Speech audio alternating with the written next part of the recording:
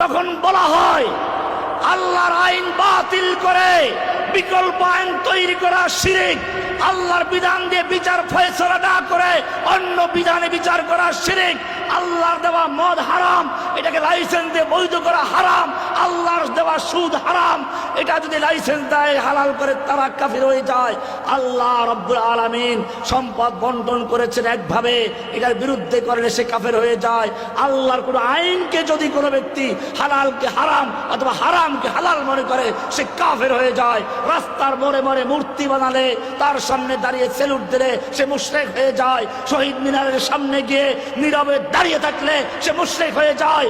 আগুনকে সেলুট দিলে সে মুশরিক হয়ে যায়।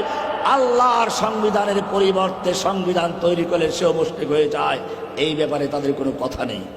قل اللهم مالك الملك تؤتي الملك من تشاء وتنزع الملك ممن تشاء وتعز من تشاء وتذل من تشاء بيدك الخير انك على كل شيء قدير। সূরা আলে ইমরানের 26 নম্বর আয়াতে পরিষ্কার বলা হয়েছে قل اللهم مالك الملك, বলো সমস্ত ক্ষমতার মালিক কে।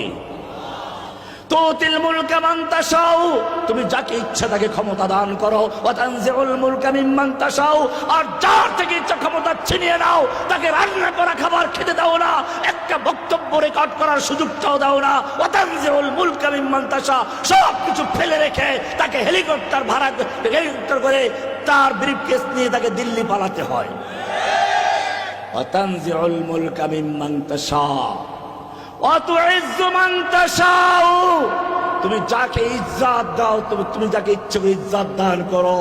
ওরা চেয়েছিল আমাদেরকে বন্দি করে, হাতে হ্যান্ডকাপ লাগিয়ে, মাথায় হেলমেট পরে, পায়ে বেড়ি লাগিয়ে, গায়ে বুলেট প্রুফ জ্যাকেট লাগিয়ে দুনিয়ার সামনে অপমান করার জন্য।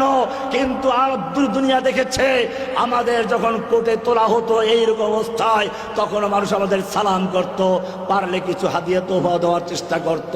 কিন্তু পক্ষান্তরে যারা আমাদেরকে হেলমেট পরিয়েছিল, যারা আমাদের হাতে হ্যান্ডকাপ লাগিয়েছিল, আল্লাহ রাব্বুল আলামিন আমাদের জীবদ্দশা দেখিয়ে দিয়েছেন। এখন তাদের মাথায় হেলমেট পড়েছে, তাদের মাথায় বুলেট প্রুফ আছে। মানুষ যখন তাদেরকে হাতের নাগালে পায়, পচা ডিম দিয়ে তাদেরকে স্বাগত জানায়, জুতা দিয়ে স্বাগত জানায়। পালাবার জন্য কালা মানিক কলা গাছের পাতা নিয়ে জঙ্গলে শুয়ে সে বাঁচার চেষ্টা করে। দরবেশ বাবা নিজের দাড়ি কামিয়ে মুসলিম থেকে সনাতনী হয়ে বাঁচতে পারে না। অত ইজ্জু মান তাশা ওয়া তুযিল্লু মান তাশা, ইজ্জত দেওয়ার মালিক কে? অপমান করার মালিক কে? তোমার গণতন্ত্র বলে সকল ক্ষমতার মালিক জনগণ, তোমার আল্লাহ বলছেন ক্ষমতার মালিক আল্লাহ। তোমার গণতন্ত্র বলছে জনগণ যেহেতু ক্ষমতার মালিক, আর ক্ষমতার কমান্ড হচ্ছে আইন, অতএব আইন তৈরি করবে জনগণ। তাই জনগণ ভোট দিয়ে সংসদে লোক পাঠায়, সংসদে গিয়ে তারা হয়ে যায় আইন প্রণেতা, ল মেকার। তারা আইন তৈরি করে আর সে আইন দিয়ে তোমাকে মানতে বাধ্য করে, না মানলে পুলিশ ধরে নিয়ে জেলখানায় নিয়ে যায়।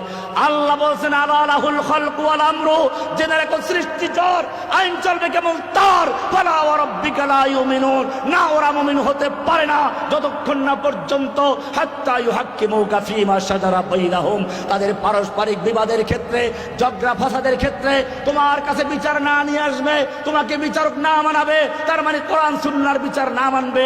সুম্মা লা ইয়াজিদু ফি আনফুসিহিম হারাজাম মিম্মা কাদাইতা, অথবা তুমি যে বিচার ফয়সালা করবে, কোরআন যে সিদ্ধান্ত দিবে, সেই ব্যাপারে তাদের অন্তরে কোনো দ্বিধাদ্বন্দ্ব সংশয় থাকবে না। ওয়া ইউসাল্লিমু তাসলিমা, সম্পূর্ণরূপে মেনে নিবে। এটা না হওয়া পর্যন্ত ফালা ওয়া রাব্বিকা, তোমার রবের কসম সে মুমিন নয়। যারা হকের আওয়াজ তুলেছে, সত্য দিন প্রচার করেছে, তাদের সঙ্গে তাদের জাতির বিরোধ রয়েছে, যুদ্ধ হয়েছে, কতল হয়েছে, মারামারি হয়েছে। কিয়ামত পর্যন্ত যারা দিনের পথে থাকবে, নবীদের পথে থাকবে, হকের পথে থাকবে, কোরআনের পথে থাকবে, সুন্নাহর পথে থাকবে, সাহাবায়ে কেরামদের পথে থাকবে, বদরের পথে থাকবে, উহুদের পথে থাকবে, খন্দকের পথে থাকবে, মক্কা বিজয়ের পথে থাকবে, তাদের সঙ্গে বাতিলের যুদ্ধ চলতেই থাকবে।